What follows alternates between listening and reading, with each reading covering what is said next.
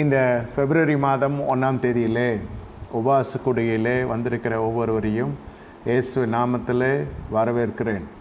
இந்த நாளிலே கர்த்தருடைய சமூகத்தில் காத்திருந்த பொழுது தேவன் உங்களுக்கு அதிகாரத்தை தரப்போகிறார். அதிகாரம், தனி மனித ஒழுக்க அதிகாரம், அதே சமயத்தில் தேவ ராஜ்யத்தில் அதிகாரம், குடும்பத்தில் அதிகாரம், 3 விதமான அதிகாரங்கள் 3 ஆராதனைகளில் நான் பேச போகிறேன். உங்களுக்கு அதுக்குரிய இன்று 1வது அதிகாரம் நாம் பார்க்க போகிறோம். நாளை காலை ஆராதனையில் 2வது அதிகாரம், 3வது அதிகாரத்தை குறித்து நாளை மாலை ஆராதனையிலே தியானிக்க கர்த்தர் கிருபை செய்வாராக. என்னோடு திருப்பிக் கொள்ளுங்கள். இது கோர்வையாக வருகிறது.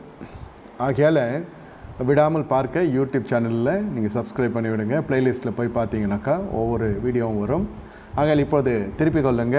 தானியேல் 4வது அதிகாரம் 26வது வருஷத்தினுடைய கடைசி பகுதியை நான் சொல்ல விரும்புகிறேன். நீ பரம அதிகாரத்தை அறிந்த பின் ராஜ்யம் உமக்கு நிலை நிற்கும். பரம அதிகாரம் ஒன்று இருக்கிறது. கர்த்தருடைய ஜனங்கள் இதை அறிந்திருக்க வேண்டும் என்பது தேவனுடைய வாஞ்சி விருப்பமாக இருக்கிறது. பரம அதிகாரத்தை நீங்கள் அறிந்தால்தான், பாருங்கள், நம்ம கர்த்தருடைய ஜனங்க, ஒரு நாட்டினுடைய பிரஜைகள், நாட்டினுடைய பிரஜையாக இருக்கிறது நிமித்தம் நமக்கு எவ்வளோ அனுகூலங்கள் இருக்கிறது என்பதை ஒரு குடிமகன் அறிந்திருக்க வேண்டும், ஒரு குடிமகள் அறிந்திருக்க வேண்டும். அப்பொழுது மட்டும்தான் அந்த தேசத்தின் நன்மை அவர்கள் புசிக்க முடியும், ருசிக்க முடியும்.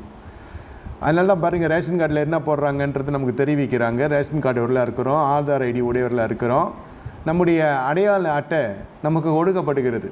இது பூலோகத்துக்குரிய காரியம், எல்லா தேசத்துக்கும் இது காணப்படுகிற ஒரு காரியம்.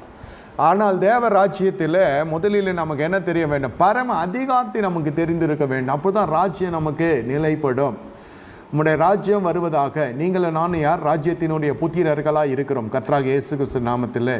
அடுத்ததாக வேதம் என்ன சொல்லுகிறது என்பதை நாம் பார்க்க போகிறோம். அதிகாரமும் பயங்கரமும் அவரிடத்தில் இருக்கிறது. அவர் தமது உன்னதமான ஸ்தலங்களில் சமாதானத்தை உண்டாக்குகிறார். 25 யோபுவினுடைய அதிகாரம் 2வது வசனத்தில் அப்படி வாசிக்கிறோம். என்னை கேட்டுக்கொண்டிருக்க தேவனுடைய ஜனமே, அதிகாரம் தேவனிடத்தில் இருக்கிறது. அதை கர்த்தர் உன்னதங்களிலே இருக்கிற அந்த ஸ்தலங்களிலே, உன்னதமான ஸ்தலங்களிலே சமாதானத்தை உண்டாக்குகிறார். உன்னதமான ஸ்தலம் என்று சொன்னால் தேவ ராஜ்யத்திலே தேவனுடைய புத்திரர்களாக இருக்கிற உங்களுடைய ஸ்தலங்களும் அதில் அடங்கியிருக்கும்.